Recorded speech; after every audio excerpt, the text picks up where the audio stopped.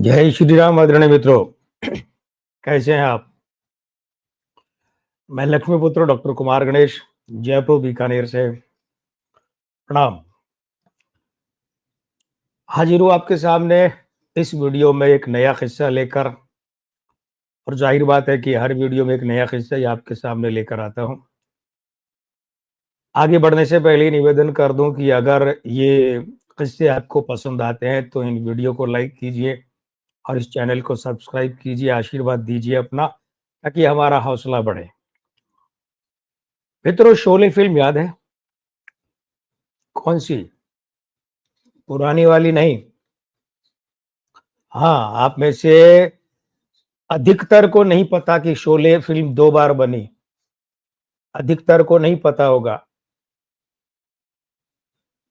तो जिन्हें नहीं पता है उन्हें मैं बताते चलूं कि एक शोले फिल्म पहले 50 के दशक में भी बनी थी। उसके बाद में ये 70 के दशक में बनी। मैं 70 के दशक वाली शोले फिल्म की बात कर रहा हूं, जिसमें धर्मेंद्र, अमिताभ बच्चन, संजीव कुमार साहब, Amjad Khan, Hema Malini, Jaya Bhaduri. Multi starrer film थी, मल्टी कास्ट फिल्म थी। बड़े बड़े इतने सितारे फिल्म में, मैं इसी फिल्म की बात कर रहा हूँ। याद है ना ये शोले? तो इस शोले की बसंती को तो आप भूल नहीं सकते, जो बेबात ही बकबकी जाती है पूरी फिल्म में। याद है ना? ना आप बसंती को भूल सकते और ना बसंती की धन्नों को भूल सकते हैं। तो शोले फिल्म हिंदुस्तान में हिंदी सिनेमा के इतिहास की जो सबसे बड़ी हिट फिल्म है उनमें से एक, सबसे बड़ी हिट मैं मानता हूं, ये बात है।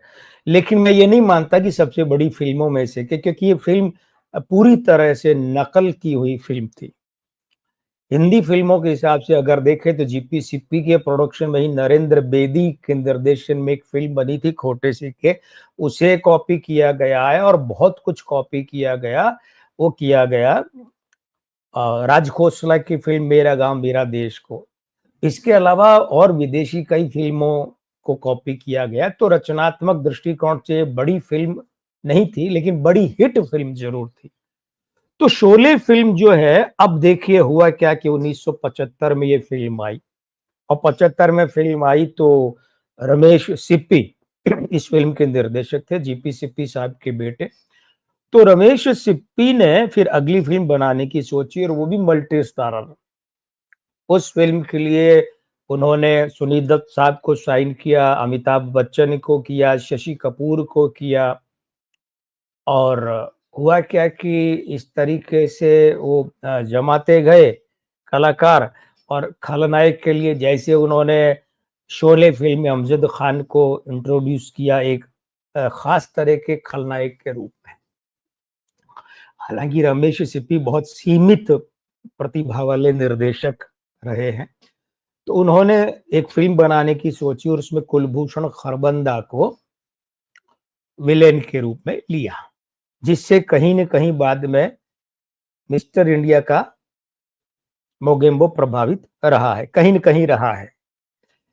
तो वो जो फ़िल्म थी, फिर उन्होंने कहा कि चलिए साहब, अब जो 2 हीरोइन है परवीन बॉबी के साथ-साथ दूसरी, तो वो हेमा मालिनी को लिया जाए। और हेमा मालिनी ने उसके लिए मना कर दिया। अब हुआ ये कि एक खेमा तो ये बता रहा है कि हेमा मालिनी ने कहा है कि मैं इस तरीके की दोयम दर्जे की भूमिका और बहुत इतनी हल्की-फुल्की भूमिका नहीं करूँगी, इसमें मेरे करने लायक कुछ है नहीं ख़ास। हाँ, ये बात तो सही है, वाक़ई वो जो बाद में जिस अभिनेत्री ने वो भूमिका निभाई, तो उसमें ऐसा कुछ ख़ास था नहीं करने को, कोई भी वो कर सकती थी। एक खेमा ये कहता है, दूसरा खेमा ये कहता है कि साहब हेमा जी बहुत व्यस्त थीं, उनकी डेट्स उपलब्ध नहीं थीं, और इस कारण से उन्होंने रमेश सिप्पी साहब को मना कर दिया। ये कुछ तीसरी बातें भी उड़ती मिल रही है, तो चलिए वो सारी बातें अलग है। कुल मिलाकर परिणाम ये हुआ कि हेमा मालिनी ने वो फ़िल्म करने से मना कर दिया, और रमेश सिप्पी को कहीं न कहीं ये बात बुरी लगी। बुरी क्यों लगी? कि देखिए 1968 में जब राज कपूर ने अ, प्रमोट बल्कि यूँ कहें रिकमेंड किया था, अनुशंसित किया था हेमा मालिनी को सपनों का सौदागर के लिए। तो वो वीडियो हम आपको आपके सामने रख चुके हैं, वो किस्सा आपको बता चुके हैं। कि पहले सपनों का सौदागर में वैजयंती माला थी और संगम फिल्म जब बन रही थी तो उसके साथ साथ ये फिल्म चालू हो गई थी। लेकिन संगम फिल्म बनने के रिलीज होने तक में वैजयंती माला और राज कपूर साहब के संबंध खराब हो गए, क्योंकि वैजयंती माला ने राज कपूर के मित्र डॉक्टर बाली से शादी कर ली और राज कपूर कहीं न कहीं उनके प्रति एक खास भाव रखते थे, अफेयर वाला भाव। तो इस कारण से राज कपूर के संबंध वहां खत्म हो गए।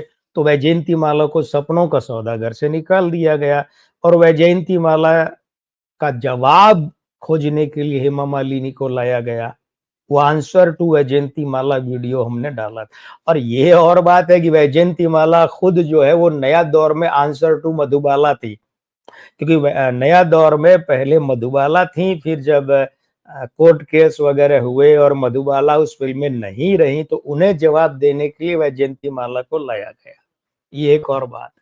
अब यह वैजयंती माला के जवाब के लिए हेमा मालिनी सपनों का सौदागर में लाई गई और अब रमेश सिप्पी सपनों का सौदागर वाली हेमा मालिनी का रिप्लेसमेंट ढूंढने आंसर टू हेमा मालिनी के लिए उन्होंने उस वक्त थोड़ा बहुत जो कुछ फिल्मों में काम कर चुकी थी बिंदिया गोस्वामी, उन्हें लिया। बिंदिया गोस्वामी नया चेहरा नहीं था, तो मैं आगे बात करूंगा। वो भी बिंदिया गोस्वामी को लिया गया और वो फिल्म का सेटअप बनाया गया और उस फिल्म का नाम था शान, जो बहुत बड़ी फ्लॉप हुई थी, बहुत बड़ी फ्लॉप। और इतनी बड़ी फ्लॉप हुई थी, कहा यह जाता है कि जेपी सिप्पी साहब ने शोले से जो कमाया था वो सब शान से गवा दिया। शान फिल्म से गवा दिया और शान से गवा दिया, दोनों ही समझ लीजिए। मुहावरे में सीधे शब्द में फिल्म के नाम से किसी तरह समझ लीजिए। अब हुआ क्या, इस फिल्म में भारी भरकम सेट लगाए गए, पानी के अंदर सेट लगाए गए, बहुत खुश था। लेकिन बिंदिया गोस्वामी, अच्छा अब आप जो है ना ये वीडियो देखने के बाद शान फिल्म देखिए। शान फिल्म में कई जगहों पर जो शॉट टेकिंग है, जो शॉट लिए गए हैं बिंदिया गोस्वामी के, वो बाकायदा ऐसे लिए गए हैं कि जैसे हेमा मालिनी है, हेमा जी के ले रहे हैं। वो जो डायलॉग दिए गए हैं बिंदिया गोस्वामी को हेमा मालिनी के दिए गए, ऐसे लगता है डायलॉग डिलीवरी से साफ ये डायलॉग तो हेमा जी के लिए लिखे गए। जैसे भूल भुलैया 3 जब आपने देखी होगी और देख रहे होंगे तो उसमें कार्तिक आर्यन के ऐसे कई डायलॉग है जो सुनकर लगता है, बल्कि अधिकतर डायलॉग ऐसे जो सुनकर लगता है ये अक्षय कुमार के लिए लिखे गए थे। उसी तरीके से शान फिल्म में बहुत बार ऐसा आपको लगेगा, अरे ये तो हेमा जी के लिए लिखा गया डायलॉग था। और बिंदिया गोस्वामी जो हैं वो पता नहीं किस एंगल से लगने वालों को हेमा जी की तरह लगी। न तो उनकी शक्ल सूरत वैसी थी, न चेहरा मोहरा, न खूबसूरती तो खैर दूर दूर तक नहीं थी, और अभिनय का तो कोई प्रश्न ही नहीं था। आवाज भी वो ऐसी नहीं थी कि इतना बड़ा रोल दिया जाता। तो कुल मिलाकर बिंदिया गोस्वामी जो है वो फ्लॉप रही।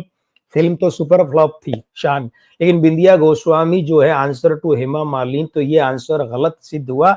अब बिंदिया गोस्वामी 6 जनवरी 1962 को जन्मी और उनका जो संबंध है जन्म से वो राजस्थान से, राजस्थान का भरतपुर जिला, इसकी एक जगह है कामा, तो कामा में उनका जन्म हुआ। ठीक है। और ये जो फिल्म थी शान, ये 1980 में रिलीज हुई। 78 79 में बन रही थी, 78 के अंत में, 80 और 79 80 में। तो 62 में जन्मी बिंदिया गोस्वामी ने जब ये फिल्म साइन की तब वे 16 17 साल की थी। ठीक है। और फ्लॉप रही। अब हुआ क्या कि 1978 में इनकी राकेश रोशन के साथ फिल्म आई थी खट्टा मीठा, वो याद है? थोड़ा है थोड़े की जरूरत है ना? ये गाना, और एक वो गाना कि हम उन दिनों अमीर थे जब तुम करीब थे, तुमसे मिला था प्यार कुछ अच्छे नसीब थे, ये वाला। 1979 में इनकी खानदान फिल्म आई थी जिसमें वो खयाम साहब के निर्देशन में गाना है ना, ये मुलाकात एक बहाना है, प्यार का सिलसिला पुराना। जानी दुश्मन राजकुमार कोहली की मल्टी स्टार आई। अब जानी दुश्मन में तो 1 दर्जन से ज्यादा सितारे थे, तो वहां बिंदिया गोस्वामी थी नहीं थी कोई फर्क नहीं पड़ता। 1979 में अमोल पालेकर के साथ ऋषिकेश मुखर्जी की गोलमाल आई, जहां लगा इन्होंने कुछ एक्टिंग की। दादा फिल्म आई। दादा कौन सी? वो फिल्म जिसमें गाना याद है येसुदास जी का गाया, दिल के टुकड़े टुकड़े करके मुस्कुरा के चल दिए वाला। खैर ज्यादा लंबा करियर रहा नहीं। 1985 में बिंदिया गोस्वामी ने विनोद मेहरा का साथ छोड़कर, उनके साथ अफेयर तोड़कर और कहते हैं कि विवाह भी था, वो सब तोड़-ताड़ कर, छोड़-छाड़ कर गुलामी फ़िल्म जो थी सुपरहिट, जो पहली फ़िल्म दी थी जेपी दत्ता ने, तो उनसे विवाह करके घर बसा लिया। लेकिन जो एक मामला था कि आंसर टू हेमा मालिनी, उस मोर्चे पर रमेश सिप्पी को मात खानी पड़ी और बिंदिया गोस्वामी कभी भी आंसर टू हेमा मालिनी नहीं बन सकी। बिंदिया गोस्वामी तो आंसर टू हेमा मालिनी नहीं बन सकी, लेकिन हम जो आपके सामने वीडियो लेकर आते हैं, वीडियो टू यू बन सका है, नहीं बन सका, ये तो आप ही बताएंगे। अगर आपको वीडियो अच्छा लगा, पसंद कीजिए, ये चैनल सब्सक्राइब कीजिए और आगे बढ़ाइए, इसे आशीर्वाद दीजिए अपना। और हाँ, मैं ये वादा करता हूं कि अगला वीडियो लेकर आपके साथ निर्धारित समय, निर्धारित दिन पर फिर हाजिर होऊंगा। मैं लक्ष्मी पुत्र डॉक्टर कुमार गणेश, जयपुर बीकानेर से। प्रणाम।